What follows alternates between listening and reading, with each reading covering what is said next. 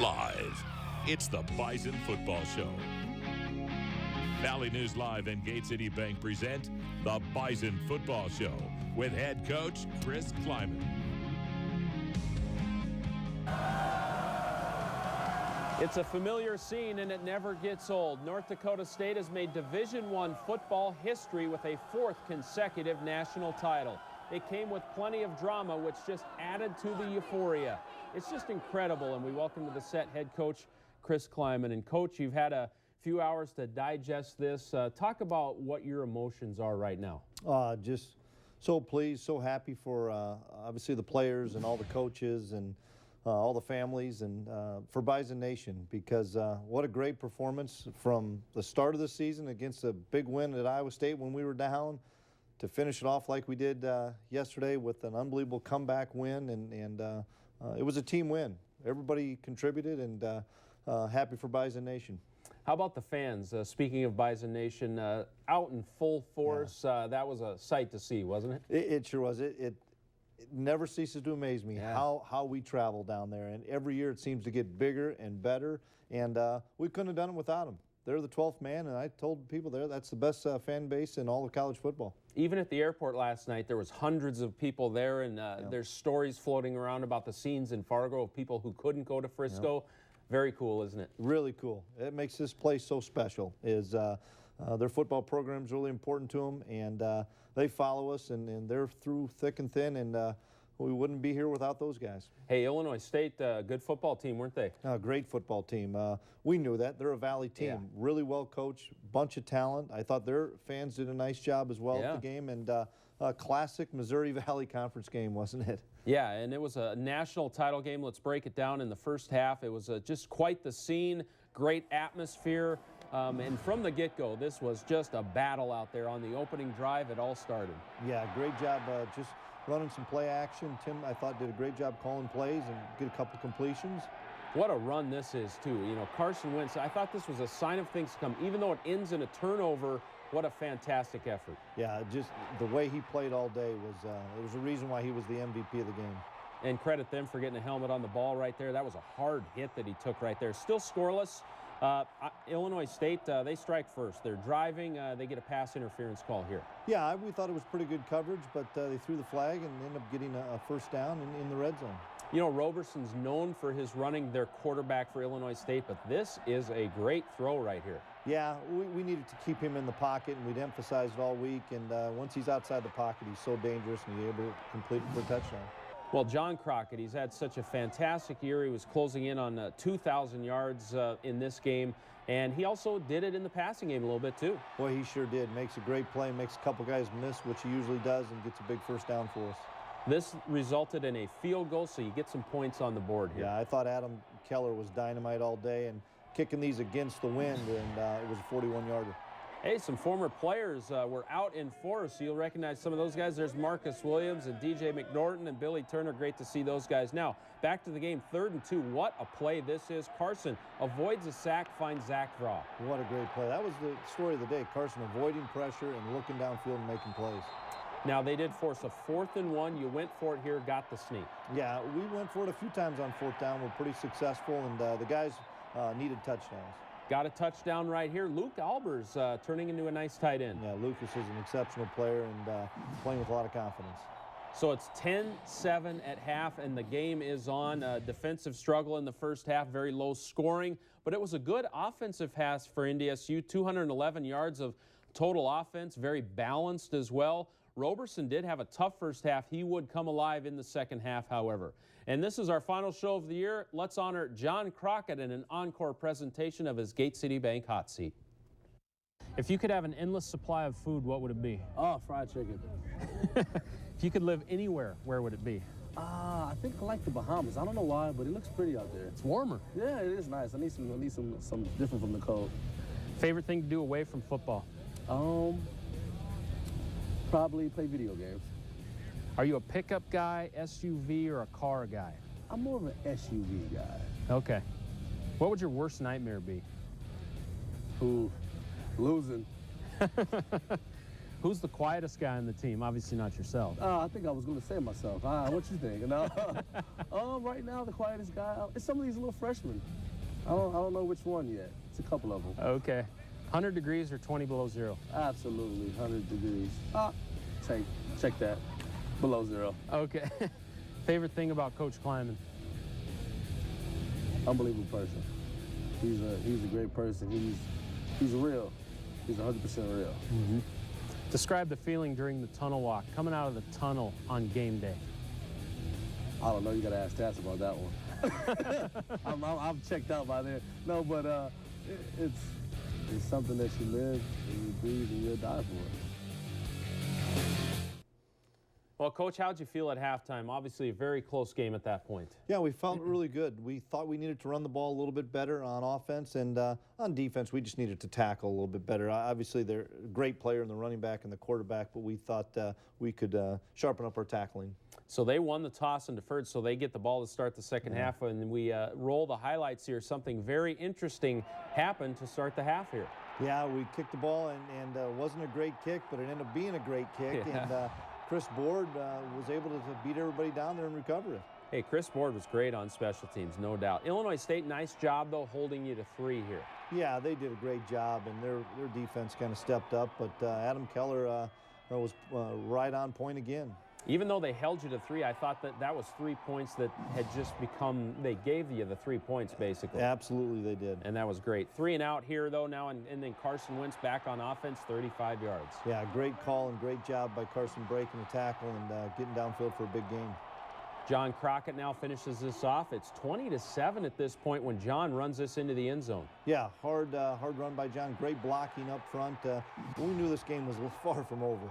Yes, and then weird things started to happen. This one right here, a very, very odd play. They have a nice tight end. His name is James O'Shaughnessy, and this play goes for a touchdown. Yeah, he's been playing for so long. And once again, Roberson breaking out of the pocket to make a play, and then we miss a tackle, and he takes it in for a touchdown, and it's a one-score game. Yeah, 20-14, so no breathing room whatsoever. Now we go to the fourth quarter. The Bison looking for their 4th straight title, so the number 4 was prevalent, no doubt.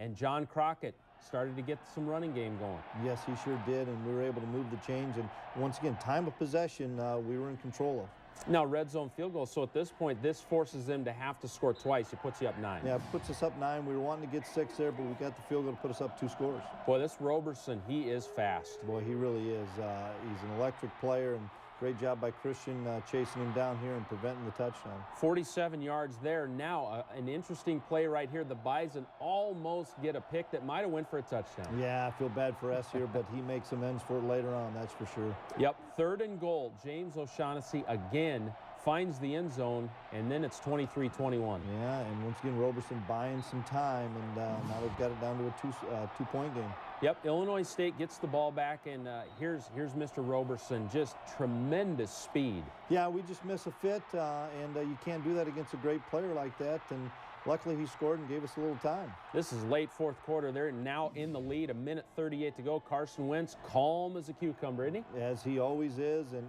just was going to make plays. Great job of giving him protection here by the Rams up front. I'll tell you what, that catch is harder than it looks, too, isn't it? Yeah, it really is. RJ, great concentration. Here's another long one, and this gets you down into the red zone. Yeah, they took a chance and blitzed us, and RJ and Carson made him pay. You know, and Illinois State was on their heels here, so right away Carson goes to the run game, and he found the end zone. Yeah, great call by Coach Polasek. Exceptional call, and Carson found a way to get in the end zone. Missed the point after, though. There's still 37 seconds left, so you're still probably on pins and needles. Yeah, we've got to make a play on defense, and sure enough, Esley Thornton comes in with Nick DeLuca and makes a big play, and I was so happy for Esley. The reaction of Bison Nation in the back there was something special. In the final, 29-27, the Bison win their 4th straight title. And you look at some of the numbers. Urzendowski, over 100 yards and just key yards, too. 452 yards of total offense, 6 of 6 in the red zone. I thought that was key as well. Let's hear what the players had to say in this celebration after the game.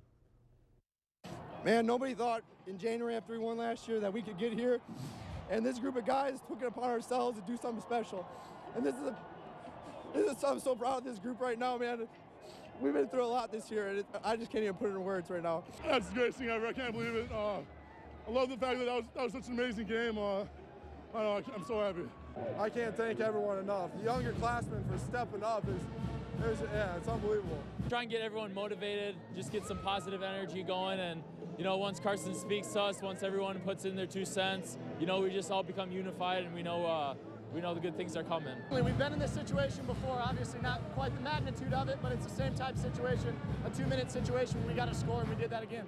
You come to a program, ultimate goal is national championship, and I would have never dreamed of every year of eligibility winning a championship, but you know, it says something about this program and the guys we have here and the tradition that we have here. We wouldn't be in this position if we didn't have the years of tradition before us. Coach Klieman came in with a huge challenge, and I'm just so proud of him and his family and what they've done, and he's really took me under his wing since he came here, and I'm so happy for him.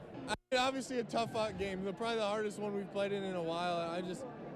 I'm in a loss for words. I'm in shock right now. I just can't believe it. I keep thinking I'm going to wake up from a dream. It's just unbelievable. It's so awesome to be a part of such a special place like NDSU. It's who I am. It's a part of me. It's look at this, man. This is unbelievable, man. I'm a Bison, man. It's unbelievable.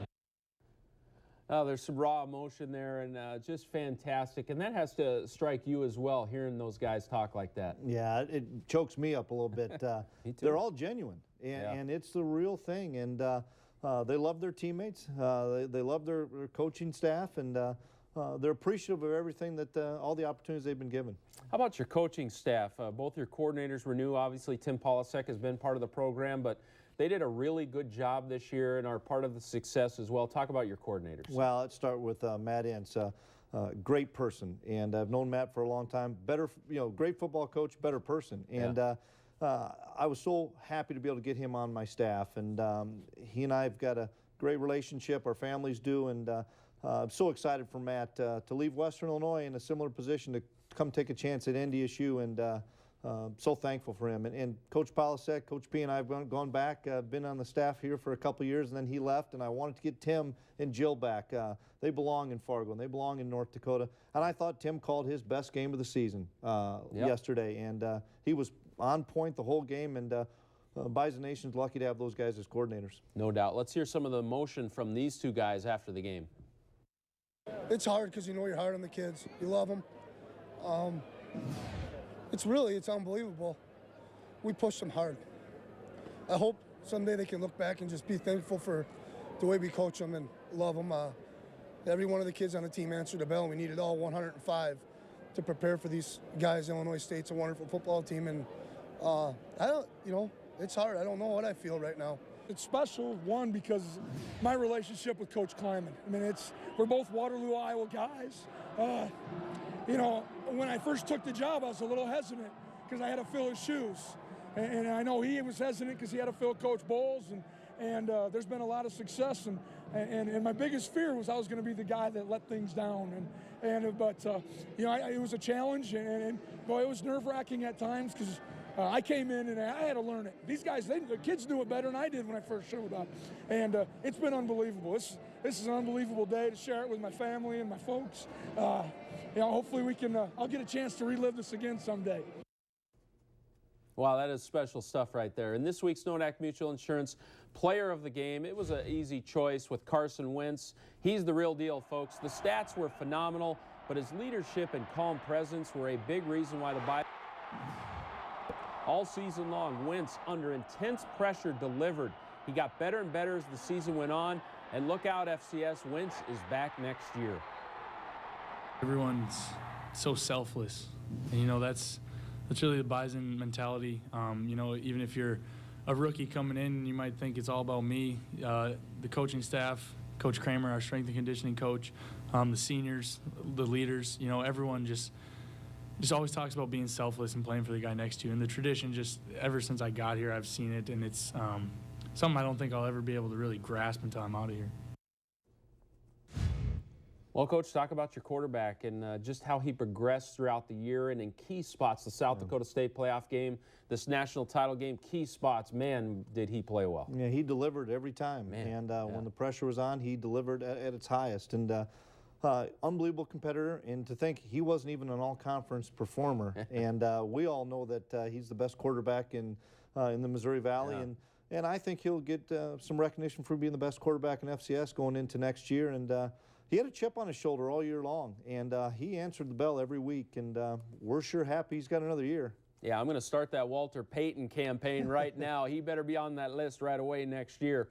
Now, speaking of next year, Coach, how do you feel about the roster moving forward? Obviously, every year there's turnover. There was a lot of turnover this year. There's going to be turnover next year, but it's the culture that you have to keep tapping into, isn't it? Yeah, absolutely. And we've probably have more guys back on offense than we do on defense, which is for the first time since I've been here for the last 4 years. So it all is going to start with Coach Kramer, and we'll give him a couple weeks off, and then Coach Kramer will get in towards the end of January and start working them hard. But this spring will be a big test for our guys, offensively and defensively, to continue to get better. And the other thing is to keep that hunger, and I think our guys will. And we've got a great group of seniors coming back, led by Carson and guys like Joe Haig and Champ and CJ. We'll have a hungry group coming back, and I look forward to it. We like the challenges, our staff does. You know, on offense, lots of guys back, but on defense, lose a lot, but there's tons of talent coming, isn't there? This redshirting class, and even some of the true freshmen that played this year, Greg Menard, and young guys like Nick DeLuca. There's tons of talent there. It's just going to be young, isn't it? Yeah, it really will. We probably have more guys to work with, especially with all the guys we redshirted, so we'll probably have a better rotation. We'll probably have 4 or 5 guys at each position, so that breeds competition, and that's what you have to have when you're trying to sustain success, is the great competition on a daily basis in the weight room as well as on the practice field. So the guys will be excited to compete.